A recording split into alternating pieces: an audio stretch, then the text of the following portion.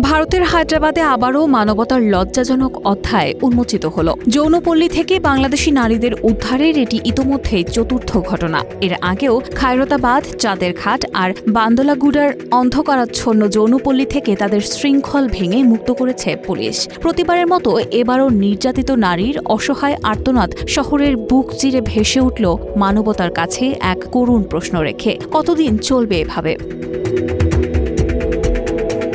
বাংলাদেশ থেকে পাচার হয়ে হায়দ্রাবাদে জোরপূর্বক দেহ ব্যবসায় নিপীড়নের শিকার এক কিশোরীকে উদ্ধার করেছে পুলিশ। এই ঘটনা ফের প্রমাণ করল বাংলাদেশ ভারতের সীমান্ত জুড়ে সক্রিয় রয়েছে শক্তিশালী আন্তর্দেশীয় মানব পাচার চক্র।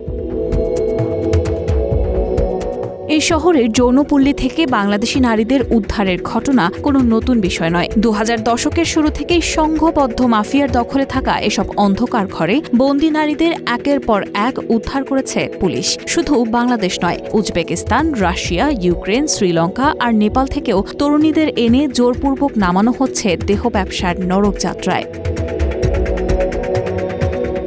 আইন শৃঙ্খলা রক্ষাকারী বাহিনীর একজন কর্মকর্তা বলেন, বাংলাদেশ থেকে পাচারের ক্ষেত্রে পাচারের শিকার নারীরা সীমান্তে এজেন্টদের সাহায্য নিয়ে স্থল বা নৌপথে অবৈধভাবে ভারতে প্রবেশ করে। ভারত ও বাংলাদেশে থাকা পাচার চক্রের হোতাদের নেটওয়ার্ক খুবই শক্তিশালী। তারা দালাল ও অন্যদের অর্থের ব্যবস্থা করে।